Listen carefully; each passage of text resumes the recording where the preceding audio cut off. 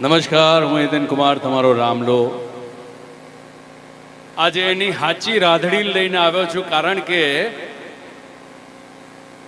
અમારા પત્ની છે સોનલ, જેને સોનબા તરીકે ઓળખીએ છે, અને આ આંગણ જે છે શિક્ષણ જ કલ્યાણ,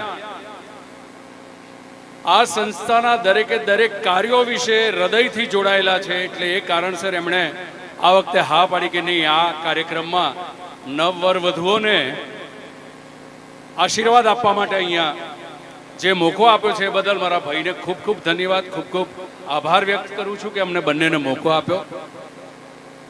મહિપતસિંહ વિશે તો બધા જાણે જ છે, પણ એમની શક્તિ બનીને બેઠેલા આ પ્રકારના મિત્રો, કોઈ પરદેશમાં છે, કોઈ અમેરિકામાં છે, ઈલાબેન છે, જીતેનભાઈ છે, આ પ્રકારના જે મિત્રો છે એ અને તમારા ને મારા જેવા નાના નાના નાના નાના નાના નાના નાના દાન થકી એમની શક્તિને જે આજે સ્વરૂપ આપ્યું છે અને જે તાકાત આપી છે એ બદલ હું આપ સૌનો ખૂબ ખૂબ આભારી છું. એકલે હાથે ક્યારેય શક્ય નથી હોતું, પણ એક વિચારમાં વિશ્વાસ રાખી એના હૃદયને સમજીને જ્યારે એક સાથે જોડાય ને તો આવી એક મુઠ્ઠી બને. આટલા બાળકો, આટલા વડીલો, આટલા માતા પિતાઓને હવે આટલી દીકરીઓ, હું તમારા બધા વતી મહિપતસિંહ, તમે બધા બાપુ કહો છો, વર્લ્ડ આખું બાપુ કહે છે, પણ મારા માટે તો એ નાનો ભાઈ છે એટલે મહિપત કહું છું.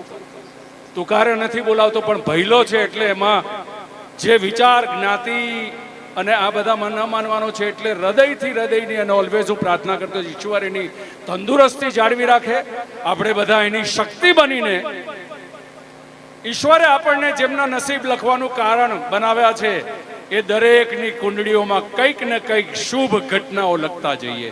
ખૂબ ખૂબ આભાર. Thank you. ભાઈ એકવાર હિતેન કુમાર માટે એકવાર જબરજસ્ત તાળી થવી જોઈએ. આભાર.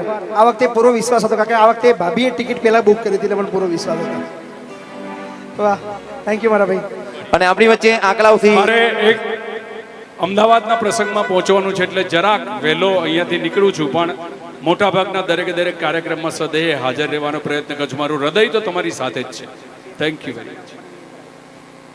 સામેના સંકુલનું જે સ્વરૂપ મારી નજરની સામે દેખાઈ રહ્યું છે ને, ઓપનિંગમાં હું આજથી કહું છું તમને કે હું શું જ સાથે, અને એ દિવસે પણ આપણે ભેગા થઈએ જ. ત્યારબાદ આપણા વાતો થઈ જાય. આપણા સ્થાનિક ધારાસભ્ય છે, લો સાહેબ.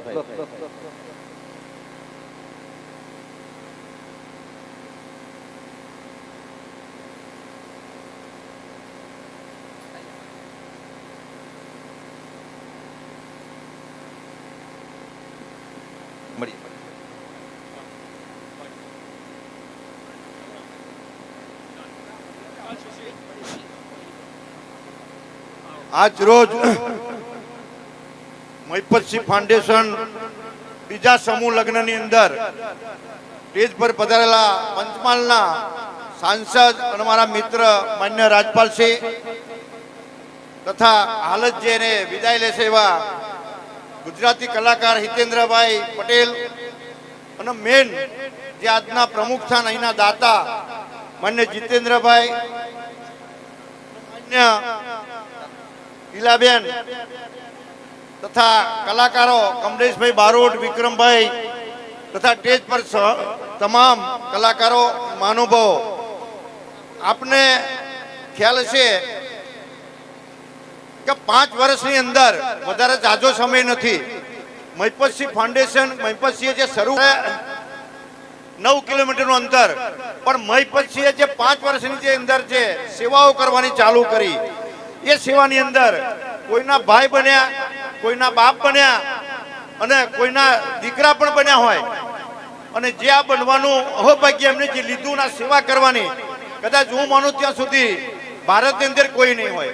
દરેક જગ્યાએ સેવા આશ્રમો, સેવાના કેમ્પ, દરેક વસ્તુ કરતા હોય, પણ કોઈ મા બાપની દીકરી, કોઈ મા બાપનો દીકરો, એના માટે ભાઈ બન્યા, બાપ બન્યા, એ જ રીતે મા બાપ માટે પણ દીકરો બન્યા હોય. એટલી બધી પ્રવૃત્તિ આ 5 વર્ષની અંદર, કારણ કે મેં દરેક જગ્યાએ, હું તો નજીક છું એટલે જોઉં છું, અને મારા ને એમનો પરિચય છું ફક્ત 3 વર્ષનો. 2 વર્ષ પહેલા તો મારે પરિચય એટલો નહોતો, પણ છતાં આજે 5 વર્ષની અંદર જે સેવા કાર્ય એમને ઉઠાયું, અને એની અંદર આ નાની વસ્તુ નથી.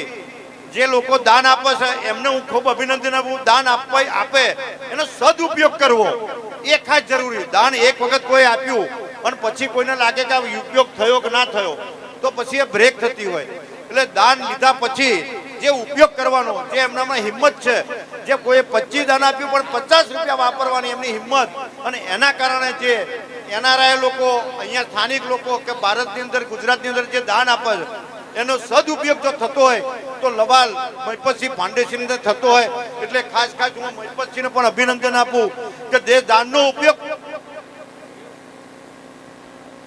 એમને જે પ્રવૃત્તિઓ કરી છે આજે અહીંયા માતરના વિસ્તારની અંદર, કે કોઈ પણ માણસને મુશ્કેલી હોય ગમે તેવી નાની, અને શિક્ષણ માટે જે સંકુલ બનાવી એને એમને જે શિક્ષણ એ જિંદગી બનાવવાનો પ્રયત્ન કરી, જે આ નાની દીકરીઓ અને જે બહેનો છે એમને ભણાવવાના પ્રયત્ન કરી, એમની જિંદગી બનાવવાના પ્રયત્નો કરી, એમને ભણે અને લગ્ન સુધીની જવાબદારી લીધી. એમાંથી આજે પહેલા લગ્ન કર્યું હોય, બીજા વખત લગ્ન કર્યું, અને એની અંદર એમાંથી પણ હોય છે, અને મા બાપ બની મા કે બાપ ના હોય એ દીકરીઓને પણ લગ્ન કરવાનું, અને એમને લગ્નની અંદર જે પણ જરૂરિયાત હોય એ પૂરી કરવાની એ મહિપતસિંહ તરફથી જવાબદારી લેતા હોય, પાછળની જિંદગીની પણ જવાબદારી લેતા હોય.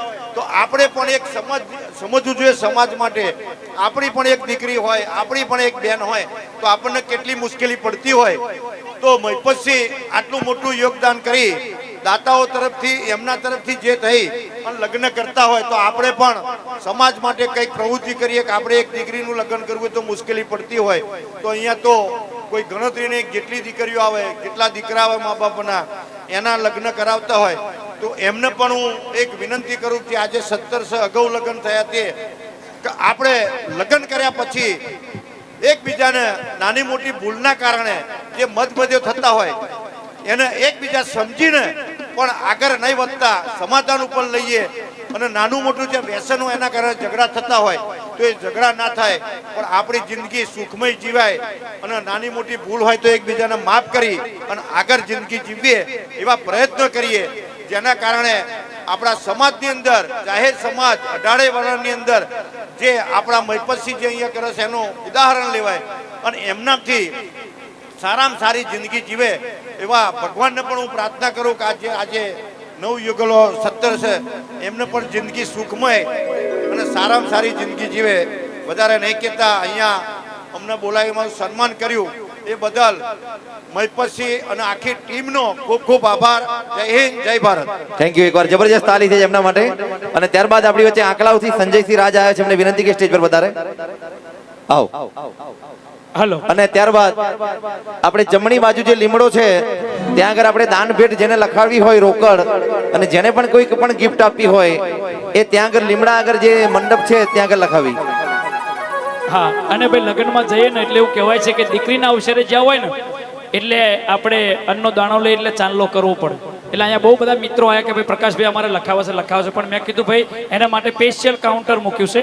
આ લીમડો છે ને બ્લુ કલરનું જો મસ્ત કાઉન્ટર બનાવ્યું છે, ત્યાં આગળ આપણા સ્વયંસેવક મિત્રો તમારે જે પણ ચાંદલા પેટે લખાવો હોય એ બધા તમે લખાઈ શકશો. તમારી લખાયેલી દરેક ધનરાશિ મહિપતસિંહ ફાઉન્ડેશનમાં સેવામાં વપરાશે. બીજી ફરીવાર વિનંતી કરી દઉં, બધાને જમવાનું છે, જમવામાં અન્નનો બગાડ ના થાય એવી રીતે જમજો. અને જમ્યા પછી થાળી વાટકી તમારે જાતે ધોવાની છે એટલી સેવા કરજો ખાસ કરીને. આપણી વચ્ચે સંજયસિંહ માટે એકવાર જોરદાર તાલી થઈ જાય. આંકલાવથી વધારે છે. ખૂબ ખૂબ આભાર આપનો. અને ત્યારબાદ આપણે હવે હલો. હા, સરસબાના તમે આપણા માતર પિતાના ધારાસભ્ય સાહેબ શ્રી સરસબાની વાત કરી, અને ગુજરાતી ફિલ્મના કોરિયોગ્રાફર પંકજભાઈ આવો એમનું પણ સ્વાગત કરવું છે કે હીરો અને હિરોઈનના આપણે જે ડાન્સ જોઈ છે ને ડાન્સ કોણ તૈયાર કરાવે આવા કોરિયોગ્રાફરો સરસબાના પંકજભાઈ અમારા ગુજરાતી ફિલ્મના કોરિયોગ્રાફર એમનું સ્વાગત કરે. અને ફરી વાર કહી દઉં, અમારા વનરાજભાઈની ફરમાઈશ છે ત્યારે કે ભાઈ ફરીવાર અહીંયા આવે છે બધા દાન આપવા માટે. જેને જે પણ દાન રોકડ આપી છે, કોઈ વસ્તુ આપી છે તો સામે કાઉન્ટર લગાવી. આપણે લીમડો છે જો વચ્ચે વચ્ચ અમારી આંગળી જો, આમ તો મારી હાઈટ નાની, આંગળી હાવ નાની છે પણ આખો હાથ કરું લ્યો, પેલો લીમડો છે ને. હા, એક ખાસ અભિનંદન ખાસ આપવાના ભૂલી ગયો. આપ બધાને ખબર હશે આ માણસ યમરાજના ક્ષેત્રમાં વાળો માણસ છે. એટલે વિચારો તમે કે કેટલી બુદ્ધિ હશે. યમરાજને પાછા મોકલી અને ગોથા ખવડાવે, ચિત્રગુપ્તને દેન જુદા પાડે. એટલે ખાસ પખાભાઈને ખાસ અભિનંદન, કારણ કે એમના ઘણા બધા વિડીયો હું જોઉં છું એટલે હું તમારો પણ આભાર. અરે હું તો કિસ્મત વાળો કે ધારાસભ્ય સાહેબ છે મારા વિડીયો જોશે અને અમરાજના મેં નહીં છેતર્યા પણ અમરાજ છે ને કે સાહેબ પાપ કરીને આવ્યો છે એટલે પાપ કરાવવા ચેક કરવાની ચાલે નીચે આવો તમને ખબર પડે એમ પણ ફરી વાર કહી દઉં સામે કાઉન્ટર છે ત્યાં આગળ એ તમારી ભેટ સ્વીકારાય છે તો સ્વીકારતા રહેજો અને ગુજરાતનું ગુંજતું નામ કહેવાય ચાલુમાં આપણે સ્વાગત કરતા રહીશું પણ ફરી વાર સંગીતના માહોલમાં જવું છે ગુજરાતનું ગુંજતું નામ કહેવાય કચ્છની કોયલ કહેવાય ટહુકતી કોયલ એવા અલવિદા મીરને વિનંતી કરીએ કે આવે અને આજ આ સૌ બધાય તમને જોવા માટે તમને સાંભળવા માટે આતુર થઈ રહ્યા છે તમારા સુમધુર અવાજે કોકિલ કંઠી છે તમે તમારા અવાજ સૌને આનંદ કરાવી દો અને લગ્નનો પ્રસંગ છે તમારા કચ્છના લગ્ન ગીતો રજૂ કરતા રહેજો એટલે અમને કંઈક આનંદ આવે જોરદાર તાળી અલવિદા મીર પધારો બેન